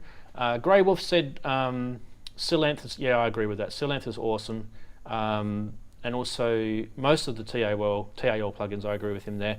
Don't sell yourself short, mate. I think the Blue Arp should definitely be up there in the top 10 of one of the best VSTs ever made, because if you're into arpeggiators, that is killer. So what else we got? We have also seen Universal Piper as the bagpipe VST. Haven't heard of that one. I'll be definitely checking that out. And a bit of love for Contact, of course, Native Instruments. I mean, nobody has mentioned Arturia, I don't think yet. And I would have to say Arturia makes some really decent plugins. So Pigments was pretty amazing. Pigments 2, I think you could probably go there.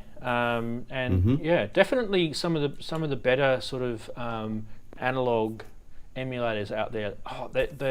What was it? The Fairlight, the one that they're doing, that was pretty cool as well. So I mean, we could be talking about this all day. But John, you get a turn now. Not that it's commercially biased or anything. Right. Well, I mean, I am biased to Unify just because it is a fun place for all these plugins you're talking about to play. I will just point out what's fun is like, I think I can share screen, right? I think I have a button here that says share screen. Yeah, you can. You I can. do this. Give it a go.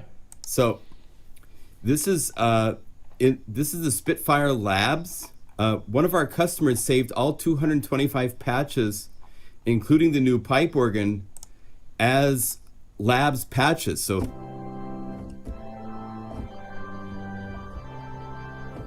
and what's so fun with Unify, I can go to any other patch and go, oh, what if I wanted to add piano glass to this?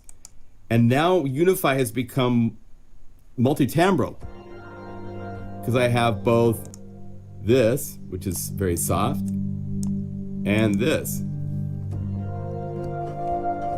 Yeah, that's So it's super playing. cool. So Super any synth you own, TAL 106, all these different synths, I could go to any of these patches from any of these freaking libraries. I mean, it's just nuts. I could go to, like we're talking about repro, so I could go repro 5. And as I said, one thing we've done is we've organized everything by category. So I can go down to pads. Let's add some horns from repro 5.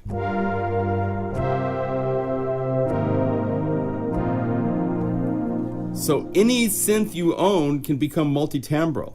It's really opens up all sorts of crazy doors to all these synthesizers that we own and love to make them work in really cool ways. So we were talking, somebody said the BBC SO, which is the BBC Symphony Orchestra. This is the strings where I can go here to long, and this will load up not 1, but 5 of the BBC Symphony Orchestra strings across the keyboard. So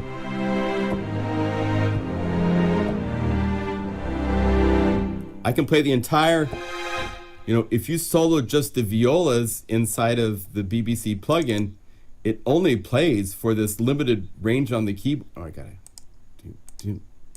It only plays for this part of the keyboard, right? And part of that range isn't all that great. So we actually limited the range a little bit so it fits. So across the keyboard, start with violin 1, 2, to violas, cellos.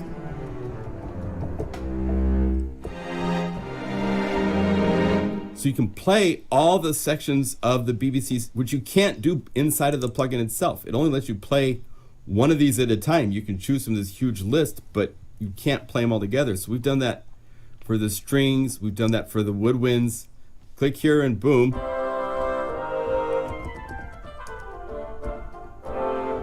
And then if I want, what's nuts with Unify, I can go back to those strings and I can say, where are they? Long, right click, load into a new Unify layer, and it's loaded a Unify plugin that has the entire 5 patches of the strings.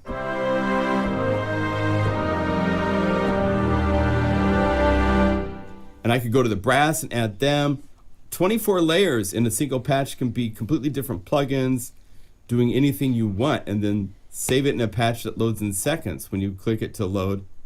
It just opens up all sorts of cool doors. I love, I've got synthesizer libraries we did a library for Zebra that's one of my favorites, just because I worked with,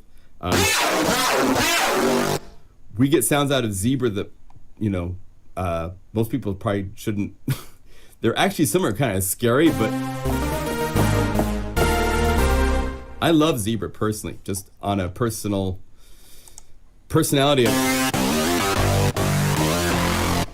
I will say a new synth that's come out that people should pay attention to, especially since you can get it for free, is Vital. This has a really cool interface for programming. We're actually working on a library for it that's going to be coming out, and you can do some pretty. I've got a whiplash here is.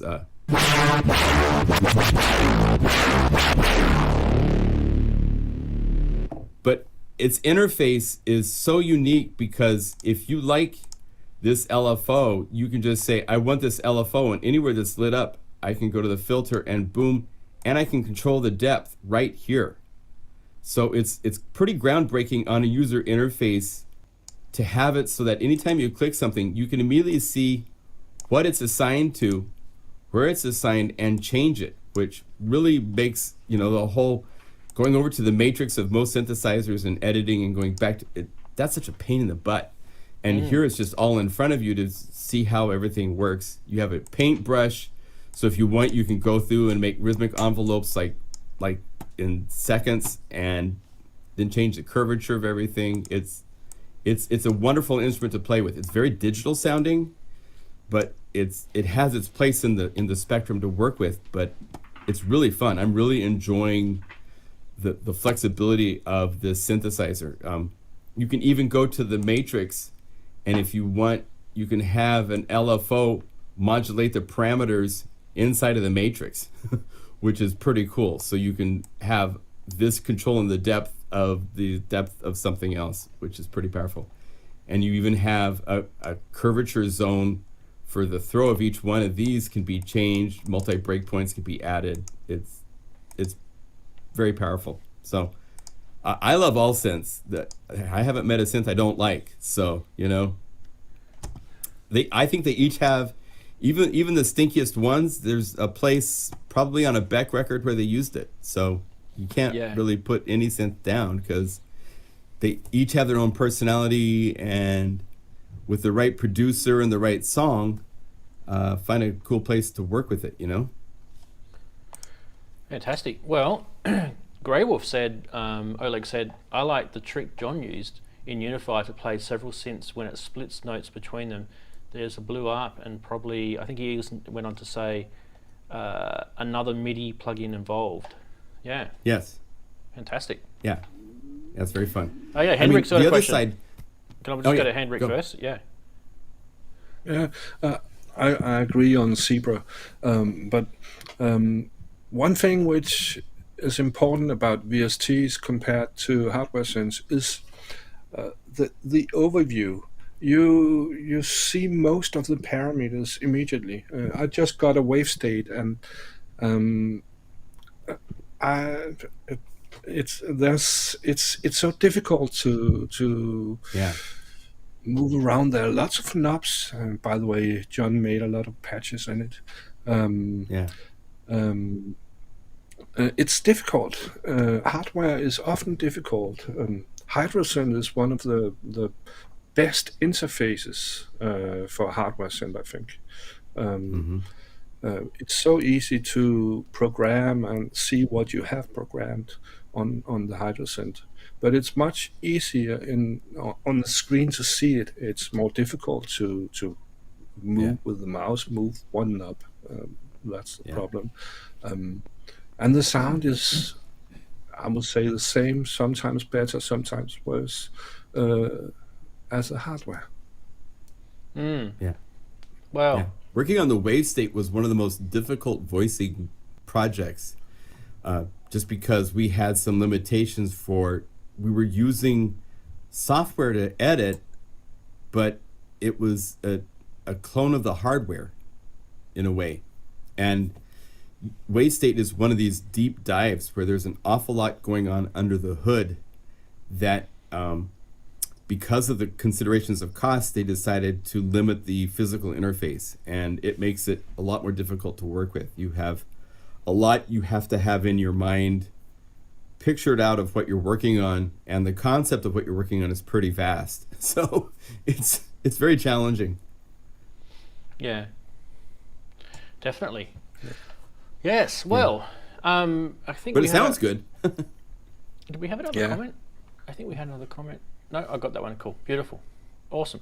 Now, chatties, watching the show, you've got a plugin developer here, and you've got someone who ships a lot of plugins and has a lot of contacts with the plugin industry. It's a brilliant opportunity for you to ask your questions. So please highlight my name by going at Ranzi, and then ask your question, and then I will pop it up to John, because I'm sure he can field some of them anyway. So it's a software show.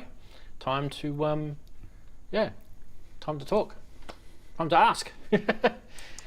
Time to put him on the spot. Yeah, I see the comments from Mike, so he's going to be leaving, I guess. So that's we just ignore it.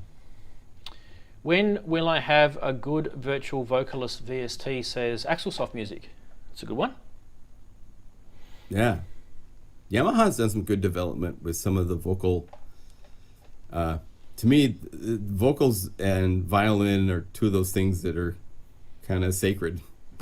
Probably shouldn't be trying to be done in synthesis, just because there's so much nuance that you kind of miss out on, and the human quality is what you're really going for. That, you know, software has some of that. MPE and some of the real-time control can get you there, but I haven't seen anything convincing to me yet for vocals. What do they really want though? I mean, is it like the TC Helicon stuff? Is that what they're kind of wanting, or what do they mean? Good question. I think a lot of people can't sing, including myself, and wish you could have, you know, a vocalist that you could type in the lyrics and just have them sound like a great singer. And that's asking for a lot of machine learning, probably artificial intelligence stuff to try to get it to have, you know, here's what your typical vocalist would do in this situation or something like that. So maybe something like that in the future. I don't know. Yeah, maybe. Okay, so let's go across here. So Wigu's asked, I'd be interested in hearing your take on the ultimate dream hardware interface for any of the VSTs. It's a good one. Wow. Well, the challenge is, you know, each software synth is truly got its own interface and its own kind of architecture. And so I'm not sure, you kind of have to say, okay, this is a synth, and what would be the ultimate interface for that synth? And then focus on what controls layout you would need to represent that. And, you know, how big of a room do you have for, you know, something like Omnisphere to be done in physical form for 8 different patches that each have all these hundreds and hundreds of parameters? I mean, it'd be half of a back of some sort of a ship to do that. But yeah, that's a good question to think about. What would you want? The most important parts versus, you know, it is cool to see everything at once. So I'm glad it's in software and it's something you have on a screen that you can make bigger, and then close it when you're done with that and open something else that has a different interface, that has a whole different vibe to it, you know? I think that's nice.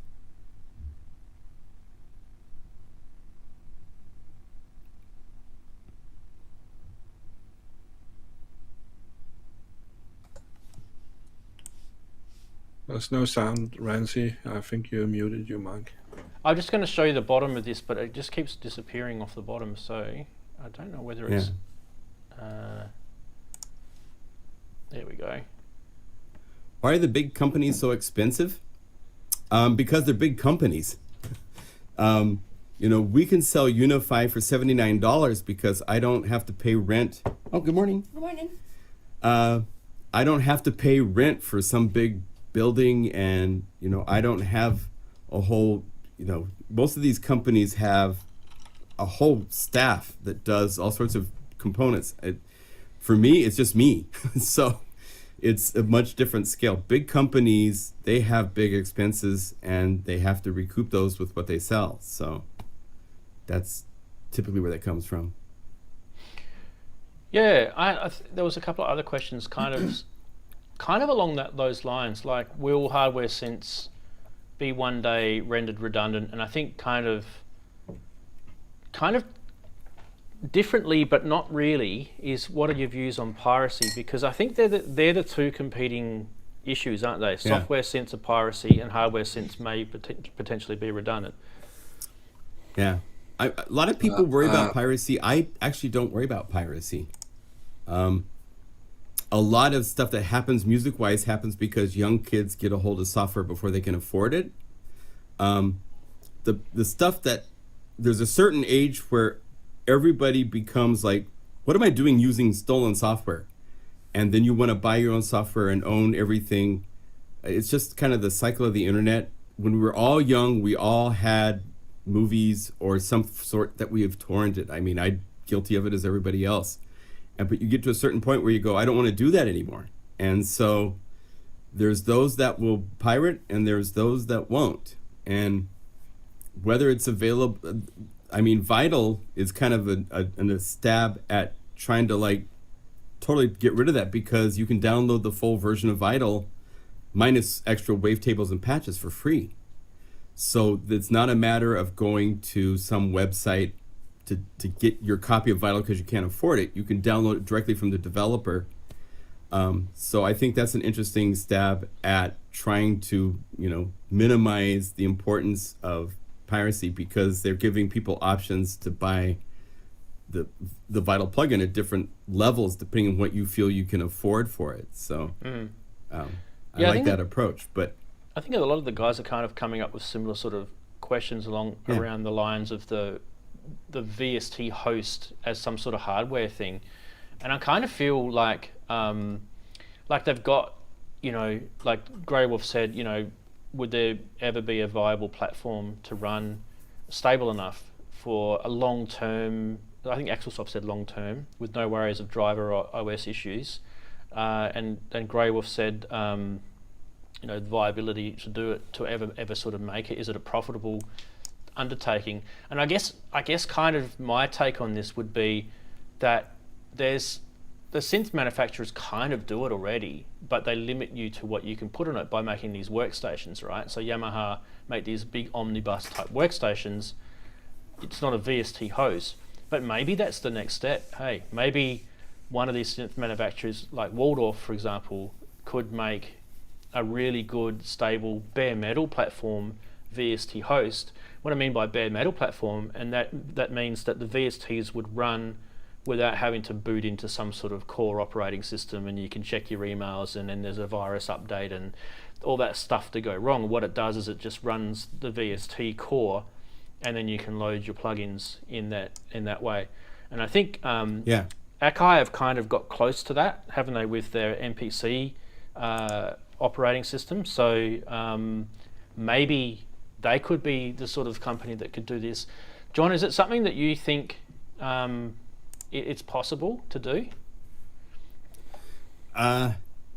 It just depends on how much tech support. I mean, anytime you integrate software, you're opening up the issues of software. And so a lot of these companies, they have, a number of people doing tech support full time just with what they do now. And if they were to incorporate software, open up to where you can do internet, open up where you can do all these other things, then you're going to get people to call you on it. And so it just brings more cost onto the company, which means they have to make their products more expensive. So just depends. I have learned by releasing my own software that every person watching right now, your computer is a unique environment just to itself, even on the Mac. And people will have something where all of a sudden this is working in a particular way, and it's because of some extension they downloaded 2 years ago. And nobody else in the world has the same problem happen. And we have to solve that problem. It's a lot of work. And so I doubt if someone doing hardware would want to take that on, just because it's, there are companies that make dedicated hardware just for live use, and they've done a really good job in some cases of streamlining things to where it's just for music, and they've stripped out a lot of the operating system that's not necessary. It's highly optimized, and they're great. But if you just let someone have a computer sitting inside of your workstation, there's all sorts of things that you have to be aware of, as things you have to, we make libraries for all these plugins, and people write to us all the time like we're tech support for those plugins. So if somebody that sells hardware brings in a software component to their hardware, they're going to have to accept that they're going to get a whole bunch of tech support questions for everything that can possibly be in software. So a lot of them, I don't think I would do that. Yeah. I mean, it's challenges. It's a lot. There's challenges. So, Yeah. It's a big challenge. Also, Goy is asked, so I just wanted yes, to get just wanted to get Goy's question in before he throws his synth at the screen. Sorry, Henry. Goy has asked, is there going to be any development in iOS with the plugin development? We actually, Unify started as an iOS plugin. and there wasn't enough hardware power to support what we're doing, and we quickly, I mean, iOS is what sparked the idea in my mind, because I didn't think that there was a place where you could have all of your plugins, you know, VST audio unit and VST3 available to work. I didn't think that was possible. And in iOS, they brought out where when you run one of the applications that's got the audio unit v3, the system like puts a check mark that that's available for other applications to use. And so that's what kind of sparked the idea for Unify. We do have plans to integrate iOS, OS, I can't remember the name of it right now off the top of my Touch OS, I believe, for controlling all the parameters in Unify. That will be coming in the future. I don't know if we will make a version of Unify for iPad. We'll see. I'm of the school of not being a fan of silent partners that take 30% of what you do for just making it available. So there's some talk about them changing some of those royalty things that they're doing. We'll see. But there's other things like EUM, I believe AUM is a host on the iOS environment that's really, really great. So there are things similar to Unify there now. They don't do the patch into patch, but again, you kind of run out of juice pretty quickly with an iPad. So that's kind of what's limited us from wanting to... plus, it's just Shane and myself again, and our hands are full trying to add the things we want to add to Unify before we looked at anything else. We have, I think, 8 pages of things we want to add to Unify. So we got a lot to do. I think a lot of people forget, like, I mean, the Apple world is big in the music industry, and I get it, and I understand that you guys are kind of cemented, you know, it's almost like you've got cement blocks stuck around you and you're never going to leave Apple. But oh, heck no. Please understand that, like, for example, you can 70% are PC users. Yeah, you can actually run, like a Microsoft Surface will run like an iPad. You can run Ableton on that, or any DAW on that, in fact, that runs on Windows. And you can put contact libraries in that and it will work. You can put Unify in that and it will work. So you've got yourself, I've got a Surface running right here, running the show, and you've got a pan and you can touch screen, and this is an older Surface, but the newer ones are killer in terms of power. So don't just kind of marry yourself to Apple. And I mean, in my world that I live in here, I have Apple and I have Windows, and I don't solid myself into one of the camps and go, oh, I don't like the other one. No. I kind of like to have the flexibility of both. So No, Shane develops on a PC. Unify is developed on a PC. Right. He has silicone. We were part of the Apple development program, so we have a silicone Mac with Big Sur that we've been testing on for 4 months, and Unify works flawlessly on silicone Mac with Big Sur.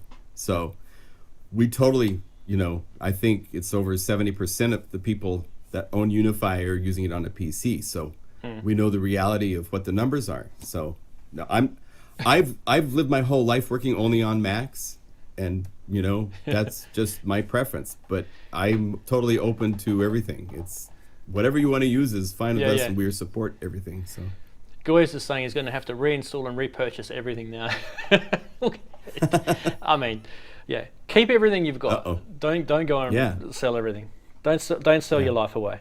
But definitely check out Surface. It is something that a lot of people look. If you're wondering, I found out about Surface purely by accident. My son uses them at his school, and then at the end of you get one every 3 years, and so at the end of his 3-year thing, the school writes to us and says, for $100 you can keep the Surface that your son just had for the last 3 years. And he looked after it and said, okay, great, I'll have that. And so I paid $100, and I've got an old Surface here, and I've run Ableton 10 on it. I've got I'm running the show like it's kind of like a show notes thing. I run it every single show. I've done it for the last 2 years. It's probably not as powerful as what Goy is saying he wants to do, but the more modern ones that have come out now, they are so powerful They're fully Yeah. touchscreen. In fact, it's arguable that the touchscreen is actually better on a Surface. There's people that will argue that it's actually better.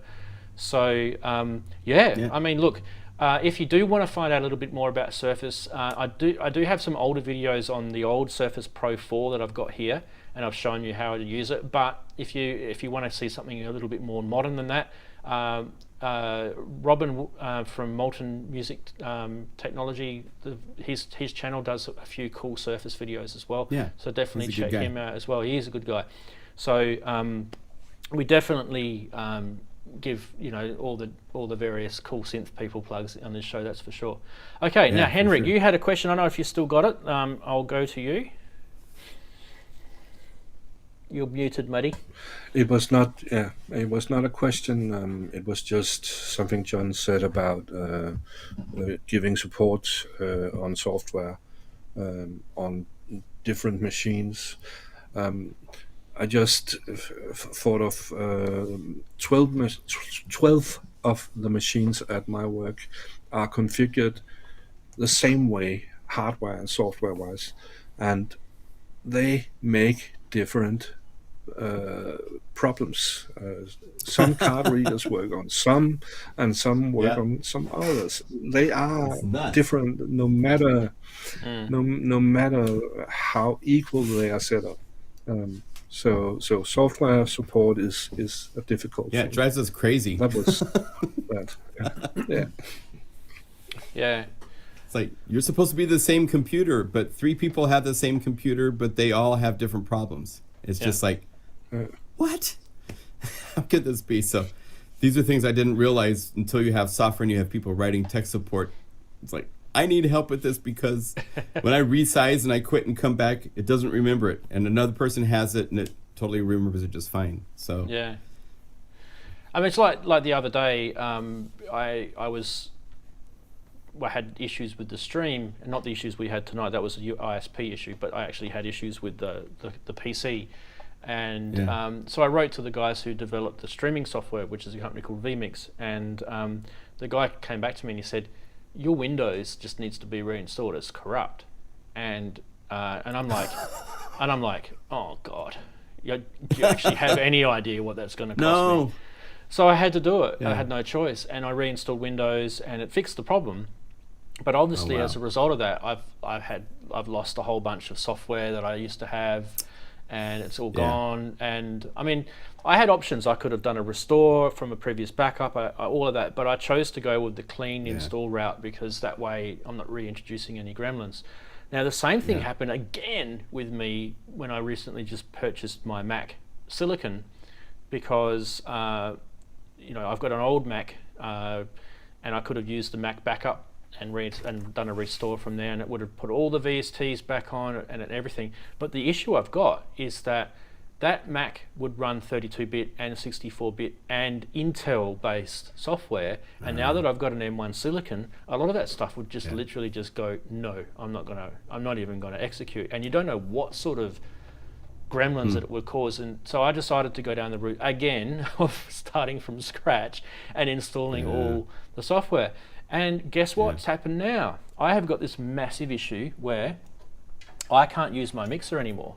I've got another mixer, so it's not like the end of the world. But I had to go and buy 2 dongles oh Lord.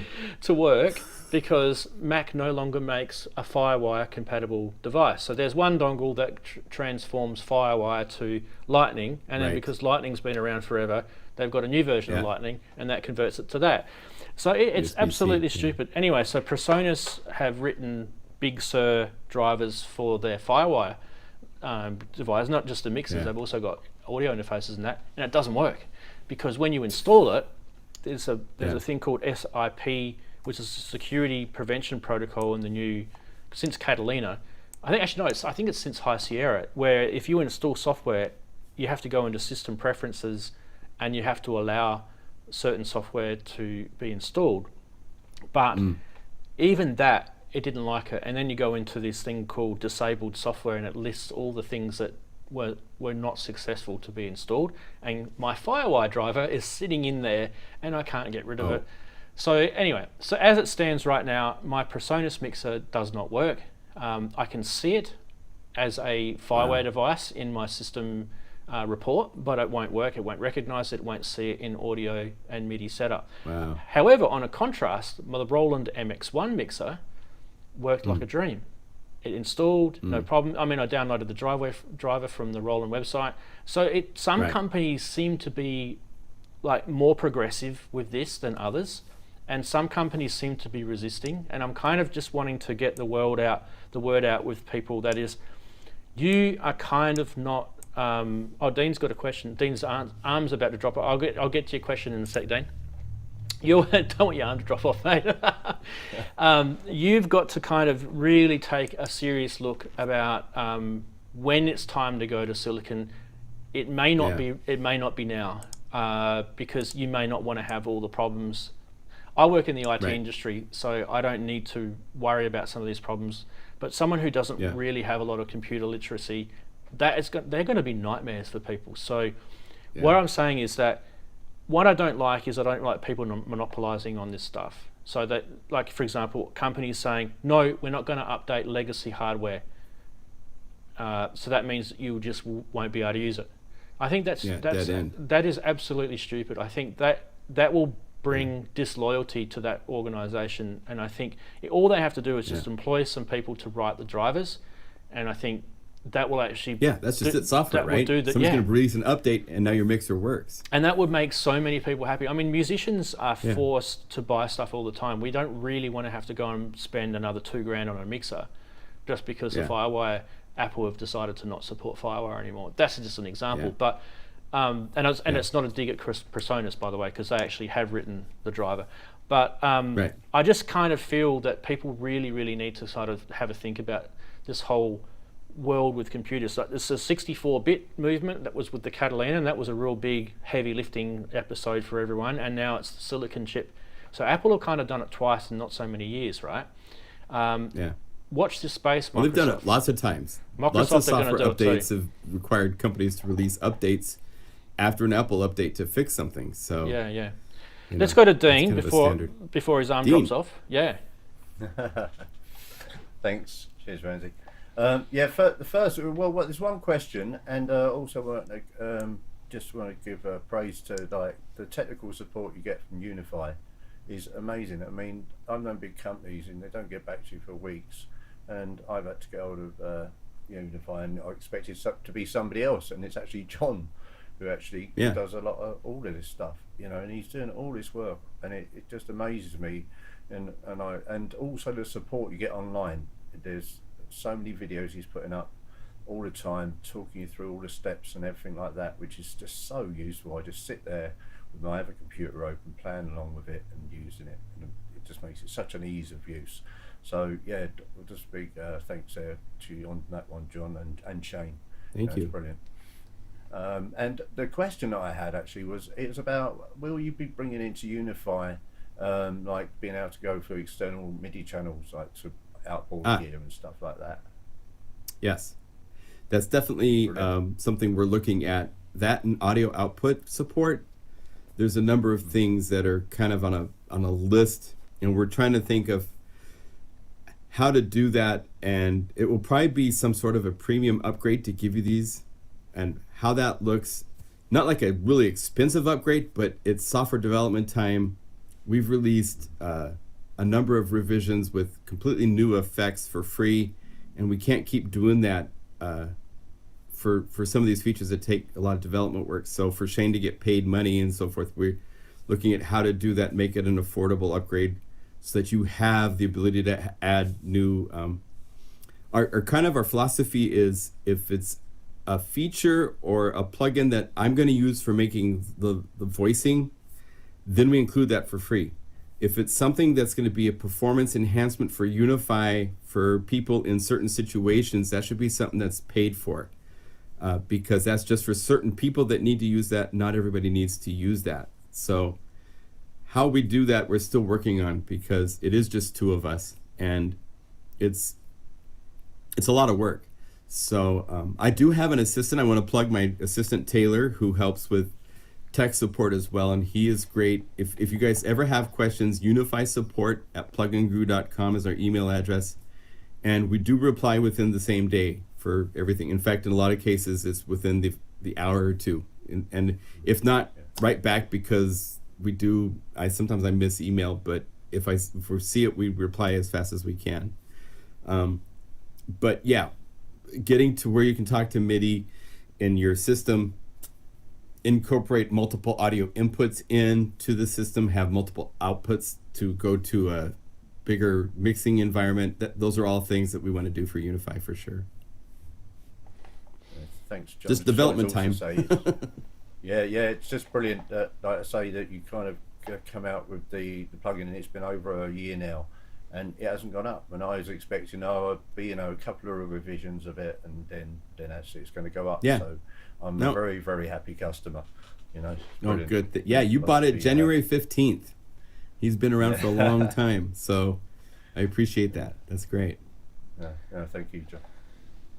All right, well, I think we probably should wrap the show up now. It's been a couple of hours we've been streaming for, and I'm actually amazed that the crappy version of the internet that I've got here has actually managed to be reliable, whereas the good internet wasn't. Anyway, we're not going to split hairs on it. So big thank you to Darren, who was here, but he's no longer here anymore. Big thank you to him.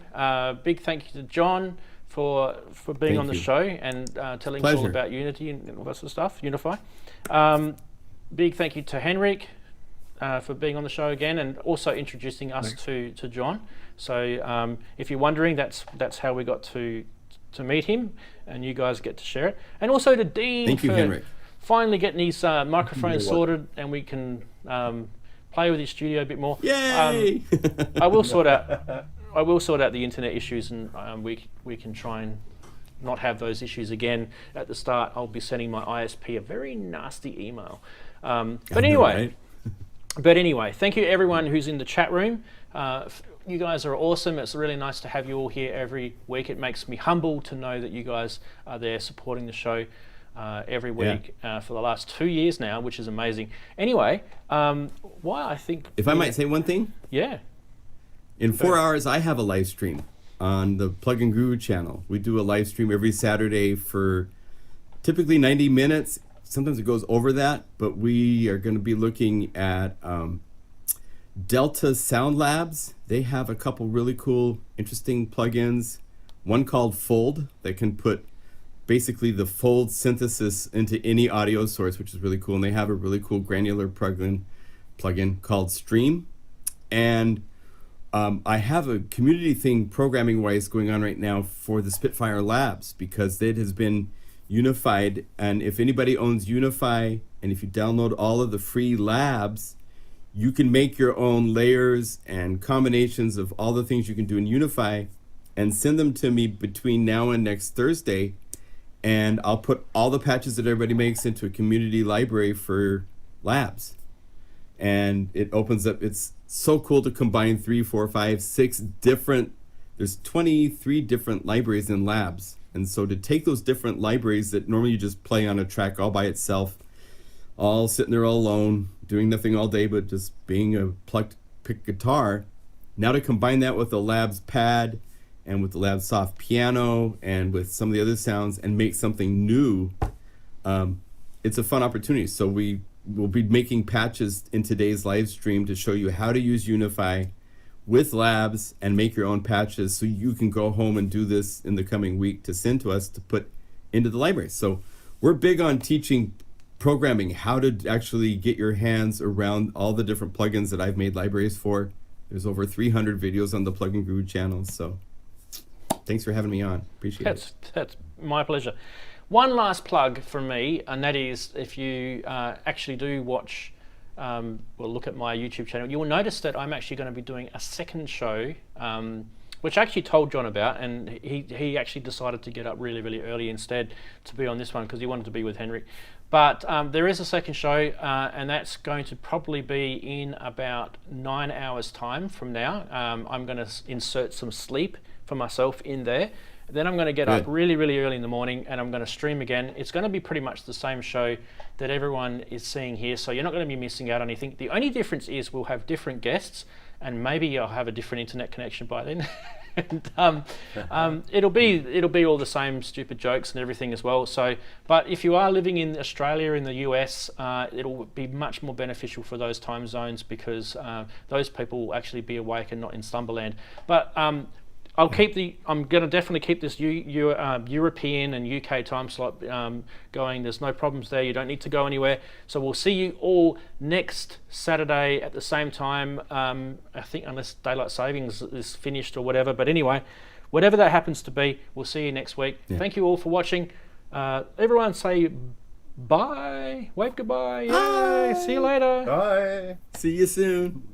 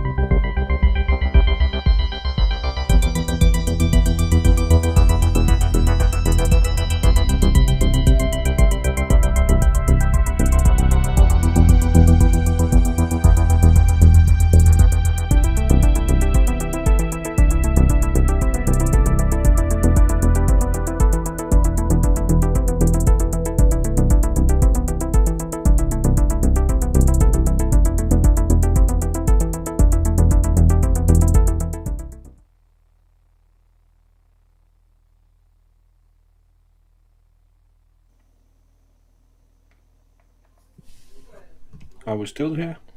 Yep. Yeah.